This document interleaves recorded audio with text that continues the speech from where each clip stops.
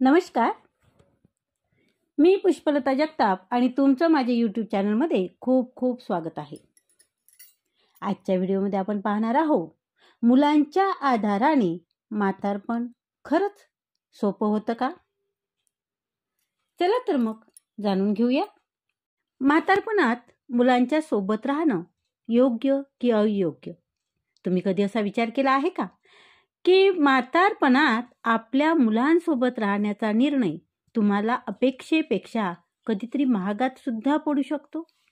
आणि हा असा प्रश्न आहे की बरेच लोकांच्या मनात वय वाढल्यानंतर येणे साहजिकच आहे. खास करून तेव्हा जेव्हा तुम्हाला तब्येतीशी धरून काही गोष्टी म्हणजे तब्येतीच्या कारण असू शकतात किंवा तुम्हाला जेव्हा पैशाची तंगी असेल तेव्हा हा प्रश्न तुमच्या मनात डोकावणे खरोखरच साहजिकच आहे. आणि वरवर जर आपण पाहिलं तर कुटुंबासोबत राहण्याचा विचार खूपच सुखावून जातो, नाही का? तसेच आपल्याला सुरक्षित सुद्धा वाटतं, कारण कुटुंबासोबत राहणं हे सुरक्षितच वाटतं ना. वय झाल्यानंतर आपल्याला पुढे आपल्या आयुष्यात काय घडणार आहे किंवा नेमकं काय होऊ शकतं, आपल्या ह्याच्याने होईल का, बऱ्याच आजारपणाला आपल्याला सामोरे जावं लागतं. आणि त्यातच आपलं वय वाढल्यामुळे आपल्याला कुठल्याही काम करता येत नसल्यामुळे पैशाची सुद्धा एक विचार आपल्या मनात असतो. परंतु सत्य काय आहे की खरंच हा निर्णय तुम्हाला खूप लवकर त्या पश्चातापात बदलतो का किंवा बदलल्या जाऊ शकतो का? बरेचदा बऱ्याच वृद्धांच्या बाबतीत असं निदर्शनात आलं की जेव्हा वय वाढतं तेव्हा वय वाढल्यानंतर म्हातारपण आल्यानंतर आणि जेव्हा आपल्याकडचा पैसा सुद्धा कमी असल्यानंतर आणि तब्येतीच्या तक्रारी वाढत गेल्यानंतर जेव्हा आपल्याच्याने होत नाही, आपण काही आपले बरेचसे काम आपण करू शकत नाही, तेव्हा आपण एक निर्णय घेतो की आता बस झालं एकट्याने राहणं किंवा बस झालं आता आपण दोघांनी राहणं, आता आपण आपल्या मुलांकडे आरामात राहूया. हा निर्णय बऱ्याच वृद्ध दाम्पत्याच्या मनात येऊ शकतो, बरोबर ना? काही दिवस तर तुम्हाला चांगलंही वाटतं, आनंदही वाटते, कारण एक कुटुंब आपल्याला मिळालेलं असतं किंवा आपण कुटुंबात असतो आणि आपला वेळ छान असा निघून जात असतो. परंतु काही कालांतरानंतर तुम्हाला तुमच्या निर्णयाबद्दल पश्चाताप वाटू शकतो आणि ज्यातून निघणं कठीण होऊन जातं, कारण त्यामधून निघणं तुम्हाला आता शक्य होत नाही. आता आपण या व्हिडिओमध्ये असेच कारण बघणार आहोत जे 70 नंतर, वयाचे 70 नंतर मुलांसोबत राहण्याचा निर्णय एक खूप मोठी काही बऱ्याच वृद्ध लोकांना चूक वाटायला लागते आणि कौटुंबिक नात्यात होणाऱ्या बदलामुळे तुम्हाला तुमचे जे स्वातंत्र्य आहे, जे तुम्ही जेव्हा एकटे राहायचा किंवा दोघं राहत होता तेव्हा जे तुमचं स्वातंत्र्य होतं, ते स्वातंत्र्य मात्र आता तुमचं स्वातंत्र्य गमावल्याची तुम्हाला जाणीव व्हायला लागते किंवा असं म्हणू आपण, तुमचं स्वातंत्र्य हळूहळू संपुष्टात येऊ शकतं. आता काय होतं की बऱ्याच गोष्टी ह्या उघड जरी बोलल्या जात नसल्या तरी मात्र अडून काही गोष्टी तुम्हाला तुमच्या मर्यादा किंवा तुम्हाला त्या गोष्टीचं बंधन तुम्हाला वाटायला लागतं किंवा बंधन तुमच्यावर प्रेमाच्या खातर किंवा प्रेमाच्या आढून तुम्हाला बंधनात टाकल्या जातं, हे मात्र निश्चित आहे. आणि जेव्हा हे लक्षात येतं ना, तेव्हा खूप वेळ झालेला असतो आणि मग त्यावेळी आपण त्यातून बाहेर पडणं खूप कठीण होऊन जातं. त्यामुळेच तुम्ही हा व्हिडिओ शेवटपर्यंत जरूर बघा किंवा माझ्यासोबत जोडले जा, कारण प्रत्येक एक कारणासोबत मी तुम्हाला असं सजेस्ट करणार आहे किंवा मी तुम्हाला हे सुद्धा सांगणार आहे की तुम्हाला त्यातून सुरक्षित कसं बाजूला होता येईल किंवा तुम्ही स्वतःला सुरक्षित कसं ठेवू शकाल. चला तर मग. आणि त्याआधी एक गोष्ट सांगू का, जेव्हा तुम्ही कुठलाही आपल्या जीवनाविषयी, आयुष्याविषयी एखादा निर्णय घेताना, त्यावेळी निर्णय घेताना तुम्ही त्या निर्णयावर थोडं थांबून विचार करायला शिका. कारण आज जे तुम्ही निर्णय घेता, तो निर्णय बदलणं तुमच्याच्याने कठीण होतं पुढं. कारण आज ती ताकद राहिलेली नाही. आज आपण आर्थिकदृष्ट्या, शारीरिकदृष्ट्या कमजोर झालेलो असल्यामुळे आपण कुठलाही निर्णय जेव्हा घेतो, तेव्हा तो निर्णय खरंच योग्य आहे का? आणि पुढे भविष्यात त्या निर्णय घेतल्यामुळे आपल्याला पश्चात्तापाची वेळ येणार आहे का? ह्या गोष्टीचा विचार करूनच तुम्ही पुढचा निर्णय जरूर घ्यावा. कारण प्रत्येकाच्या घरातली परिस्थिती सारखी नसते आणि म्हणूनच हे सांगणं आहे, की कदाचित तुम्ही जो निर्णय घ्याल, तो निर्णय चांगला सुद्धा असू शकतो, तुमच्या हितकारक सुद्धा असू शकतो. परंतु बरेचदा तो निर्णय पश्चाताप सुद्धा देऊन जातो. आणि म्हणूनच माझं एक सांगणं आहे, की जेव्हा तुम्ही आपलं घर, आपली जागा सोडण्याआधी विचार करणे खूप गरजेचं आहे. चला सुरू करूया. सर्वात पहिलं कारण म्हणजे स्वातंत्र्य आणि कंट्रोल. बघा, तुम्ही विचार कराल, की कुठलं स्वातंत्र्य, कुठलं कंट्रोल, कोण करणार आहे आणि माझं स्वातंत्र्य कसं जाणार आहे? हो, बघू आपण. जेव्हा तुम्ही मुलांसोबत राहता ना, तुम्हाला अ, जेव्हा तुम्ही राहता त्यांच्यासोबत, तेव्हा सुरुवातीला तुम्हाला त्याबद्दल कुठल्याही गोष्टी तुम्हाला जाणवत नाही. नंतर सर्वात पहिलं ते दुःखदायक गोष्ट असते, ते म्हणजे वृद्ध व्यक्तींना जाणवते, ते म्हणजे त्यांच्या स्वातंत्र्याचं हळू गमावणं. हे तुमच्या लक्षात येत नाही. परंतु त्या गोष्टी मात्र हळू होत असतात आणि जेव्हा तुम्हाला ते जाणवतं, की अरे, मी माझं खरंच स्वातंत्र्य गमावलं का? परंतु जेव्हा ते गमावलेलं असतं, तेव्हा मात्र तुम्ही परावलंबी झालेले असतात आणि त्यातून बाहेर निघण्याचा मार्ग मात्र आता अवघड झालेला असतो. सुरुवातीला जे सर्व खूप छान वाटतं तुम्हाला. तुमची मुलं तुम्हाला बाजारातून भाजी आणायला, किराणा आणायला मदत करतात. तुम्हाला वेळेवर औषध घेण्याची आठवण करून देतात, औषध देतात. बरेचदा काय होतं, की तुमच्या डॉक्टरांना भेटण्याच्या वेळासुद्धा त्यांच्या लक्षात असतात आणि मग ते डॉक्टरची अपॉइंटमेंट घेणं असो किंवा तुम्हाला डॉक्टरनी दिलेले औषधं घेण्याची वेळसुद्धा आठवण करून देणं असो, ह्या सगळ्या गोष्टी मुलं तुमची आठवणीने करत असतात. आणि मग तुम्हाला माहीतच पडत नाही, की तुमचा आयुष्याचा निर्णय कोणीतरी वेगळंच घेऊ लागलेला आहे आता. तुम्ही तुमचं आयुष्याचा निर्णय तुमच्या हातात राहिलेलाच नाही. तुमचं प्रत्येक छोटं काम, प्रत्येक कुठलंही काम असो, छोटं-मोठं काम इथपर्यंत, की तुम्ही रात्री काय जेवणार आहात किंवा संध्याकाळच्या वेळी तुम्ही कसा घालवायचा आहे. तुम्हाला संध्याकाळचा वेळ कसा घालवायचा आहे, तुम्ही कुठे जाणार आहात, कुठे फिरणार आहात, एवढंच नाही तर कुठपर्यंत तुम्ही फिरायला जायचं, हे सर्व बंधन तुमच्यावर येऊ शकतात. आणि तुम्हाला माहित आहे का, हे सगळं शेड्यूल सर्व काही तुमच्या मुलांचं शेड्यूल असतं. त्यांची पसंत, त्यांची नापसंत आणि त्यांनी बनवलेले नियमानुसार आता तुम्हाला चालावं लागतं. त्यांनी जे नियम तुम्हाला घालून दिलेले आहेत, त्या नियमानुसार तुम्हाला काही दिवसानंतर त्याच नियमानुसार तुम्हाला चालावं लागतं. मग तुम्ही असं विचार करता, काही नाही, त्याचं माझ्यावर जास्त लक्ष ठेवत आहे किंवा त्याचं माझ्यावर खूप प्रेम आहे आणि म्हणून तो माझ्याशी असं वागतो किंवा तो माझी खूप काळजी घेतो. बघा, काळजी घेतो आणि स्वातंत्र्य हिरावणे ह्या दोन खूप वेगवेगळ्या गोष्टी आहेत. ह्या दोन गोष्टी तुम्ही मिक्स करू नका. तुम्हाला असं वाटायला लागतं, की हे तर माझ्या चांगल्यासाठीच करतात. हे त्यांचं प्रेम असल्यामुळं माझ्याशी असं वागतात किंवा त्यांचं माझ्यावर खूप प्रेम आहे. परंतु जसजसा वेळ जातो ना, तुम्हाला हे लक्षात येऊ लागतं, की आता तुम्ही तुमचं आयुष्य तुमच्या मर्जीने नाही जगून राहिले. तुम्ही तुमचं आयुष्य तुमच्या मर्जीने न जगता तुम्ही तुमच्या मुलाच्या मर्जीनुसार ते जगत आहात.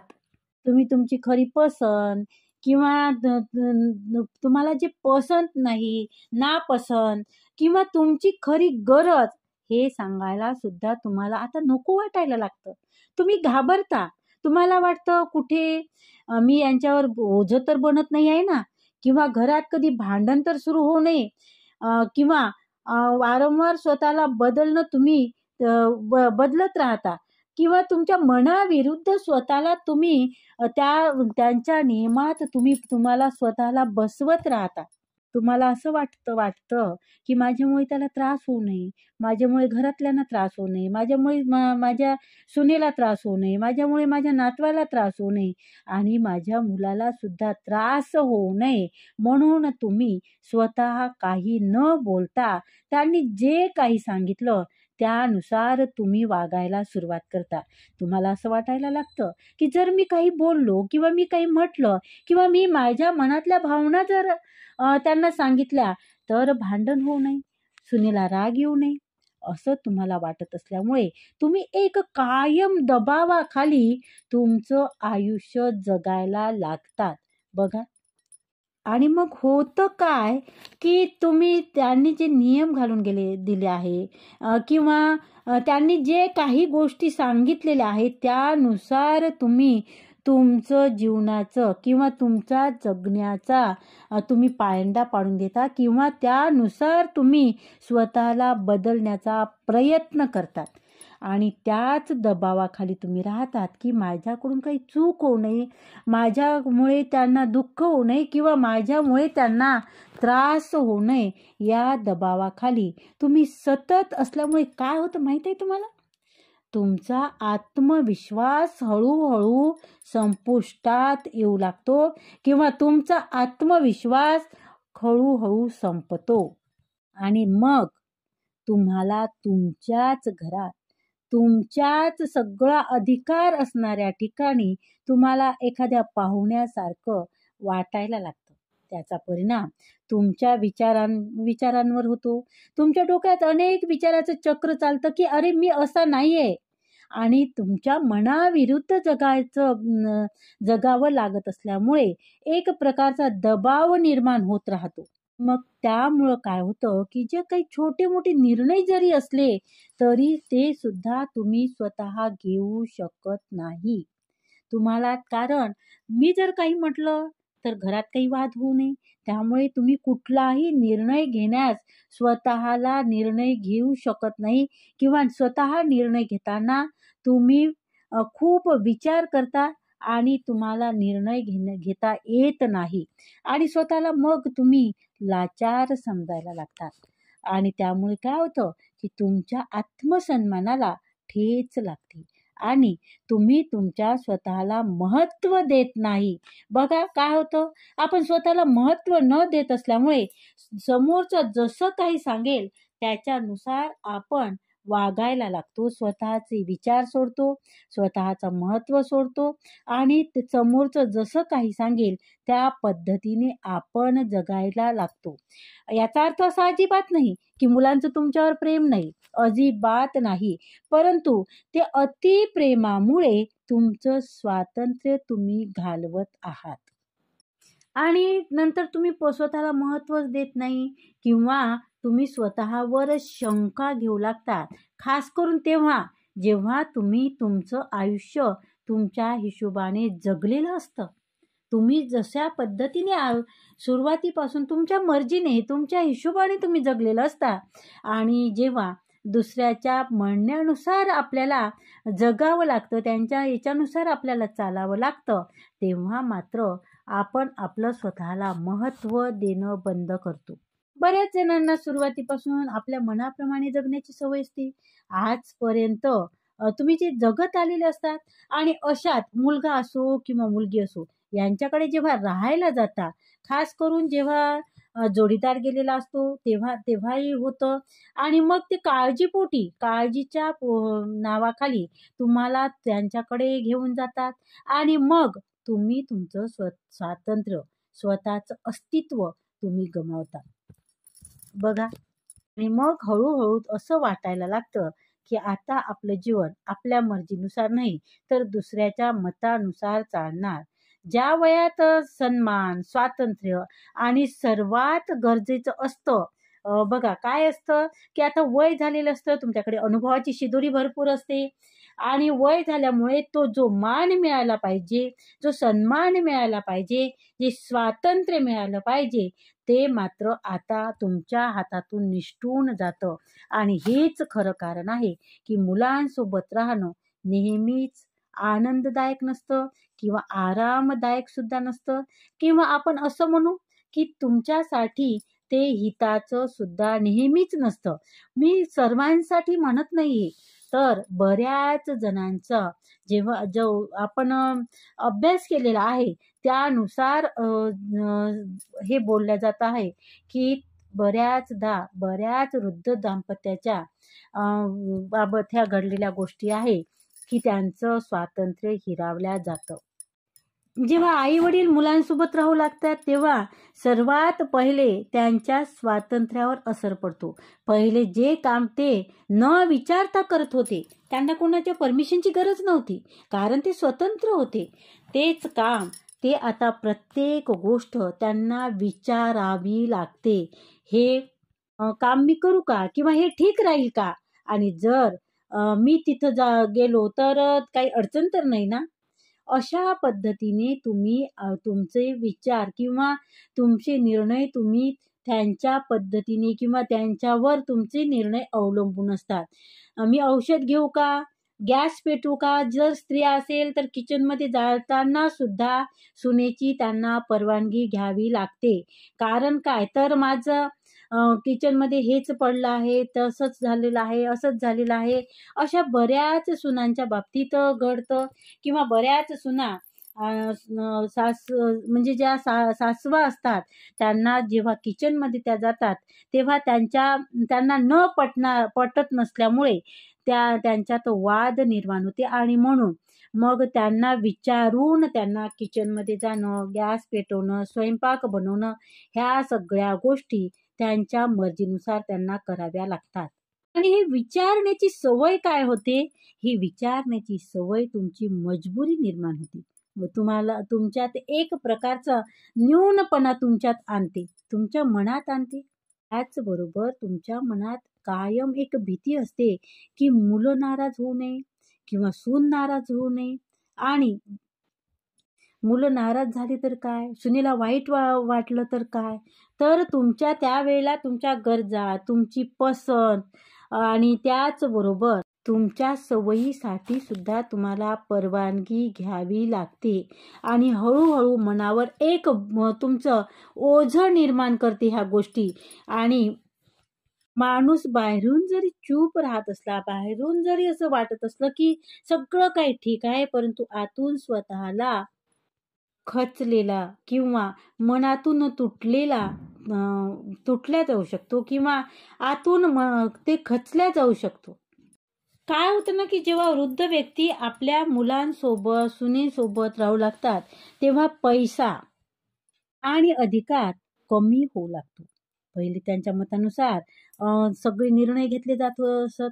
परंतु आता मात्र प्रत्येक निर्णय त्यांना विचारून घ्यावा लागतो. औषध सुरुवातीला पहा त्यांची औषधी असो किंवा कुठलीही गोष्ट असो, सकाळी उठून कोमट पाणी पिण्याची सवय असो किंवा फिरायला जाण्याची सवय असो.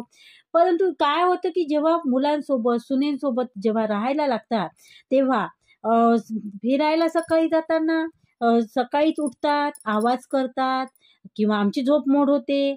सकाळी गरम पाणी करून पिण्याची सवय असेल तर आवाज होतो, मग आमची झोप मोड होते.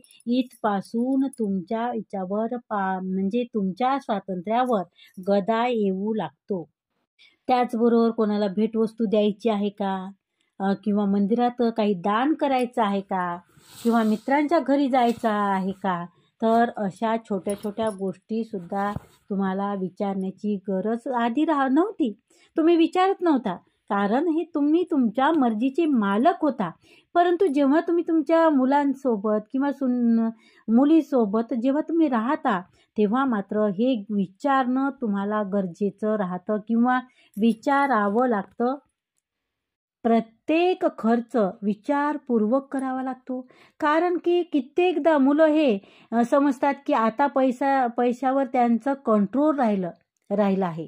कारण मुलांना असं वाटतं की हा पैसा माझाच आहे किंवा माझ्या मर्जीनुसार खर्च करता आला पाहिजे किंवा हे जे माझ्याकडे राहतात त्यांच्या उदरनिर्वाहासाठी किंवा जे माझ्याकडे राहतात त्यांचा खर्च हा त्यांच्याच याच्यातून झाला पाहिजे. ह्यासाठी पैशावर सुद्धा मुलांचा कंट्रोल येऊ शकतो. मग कशात जर पेन्शन आली तर विचारतील किंवा विचारलं जातं की किती उरले? तुम्ही किती खर्च केले? आणि जर तुम्ही तुमची जमापुंजीतून काही देण्याचा विचार केला तर कोणाला जरी द्यायचं असतं, तुम्हाला जवळचं कोणी आहे, तुम्हाला मदत करायची असली तर मात्र मग तुम्हाला अशा वेळेला घरातून सल्ला घ्यावा लागतो किंवा मग टोकाटाकी होते किंवा त्या तुमच्या याच्यावर निर्णयावर रोकटोक लावल्या जातो आणि मग तुमच्या मनात एक प्रकारची न्यूनता येऊ शकते. कितीतरी आई वडील या दुविधेत असतात की विचारावं की नाही, त्यांना काय वाटेल, मी असं म्हटलं तर त्यांना नाराज होतील का, त्यांना वाईट वाटेल का किंवा त्यांना वाटेल की मी उगाच खर्च करतो.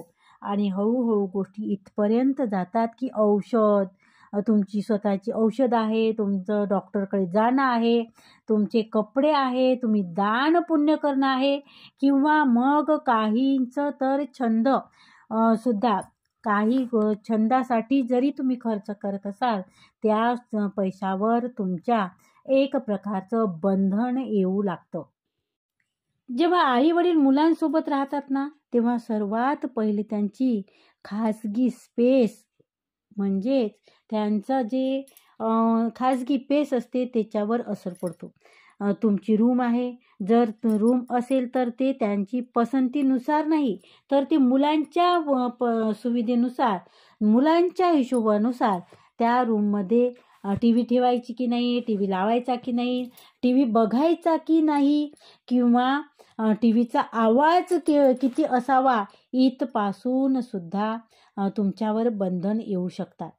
मग मुलांचा अभ्यास आहे, तुम्ही खूप TVचा खूप मोठा आवाज आहे, मग TV चालवू नका, सगळे लोक झोपलेले आहे, मग लाईट बंद करा. अशा प्रकारे सगळ्याच बाबतीत तुमच्या तिथे अडथळा निर्माण होतो किंवा तुमच्या स्वातंत्र्यावर गदा येऊ शकतो. तुम्ही कधी लाईट बंद ठेवायचं आहे किंवा तुम्ही किती वाजेपर्यंत लाईट चालू ठेवावी इथपासून सुद्धा बंधनं येऊ शकतात. आणि मग माहित आहे का, जेव्हा त्या घरात पाहुणे येतात ना, तेव्हा तुमचा बेत हे तुम्हाला सोडावा सुद्धा लागतो. वेळ सुद्धा आता तुमच्या नियंत्रणात राहिलेली नाही. कधी जेवण मिळेल, कधी झोपायचं, कधी बाहेर जायचं, हे सर्व घरातील माहोलनुसार ठरतं. तुमचा निर्णय घेण्याची सवय हळूहळू सुटू लागते. आणि मग काय विचारायचं? बाबांना काय विचारायचं किंवा आईला काय विचारायचं? काय गरज आहे? त्यांना सांगून दिलं तरी चालतं. अशापर्यंत मग त्यांचं समज तुमच्या बाबतीत होऊ शकते. मला काही खरेदी करायची असेल तरी विचार करावा लागतो की जर बाहेर जायचं असेल तरी सांगावं लागतं किंवा त्यांच्या पूजेच्या वेळी TV लावायचा की नाही, किती वेळा फोन करायचा, कोणाला फोन करायचा, कोणाशी किती बोलायचं, किती मोठ्याने बोलायचं, ह्या सर्व स्वातंत्र्यावर तुमच्या सीमा येऊ शकतात. बघा काय होतं की जेव्हा आई वडील मुलांसोबत राहतात ना, तेव्हा मित्र नातेवाईक घरी बोलावणे त्यांचं मन धजत नाही. जेव्हा तुम्ही तुमच्या मुलांसोबत राहतात तेव्हा तुमचे मित्र किंवा तुमचे नातेवाईक जे आहे त्यांना घरी बोलवायचं की नाही, आणि जर बोलवायचं असेल तर तुम्हाला परवानगी घ्यावी लागते. समजा चुकून जर पाहुणे आलेच तुम्हाला बोलायला, तर त्यांच्या नाश्त्याचं काय करायचं, त्यांच्या चहाचं काय करायचं, इथपासून सुद्धा तुम्हाला विचार येऊ शकतो. आणि तुम्हाला मुलांकडे राहताना प्रत्येक पाऊल विचाराने, समजदारीने टाकावं लागतं.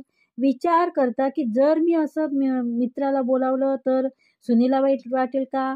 मुलं परेशान होतील का?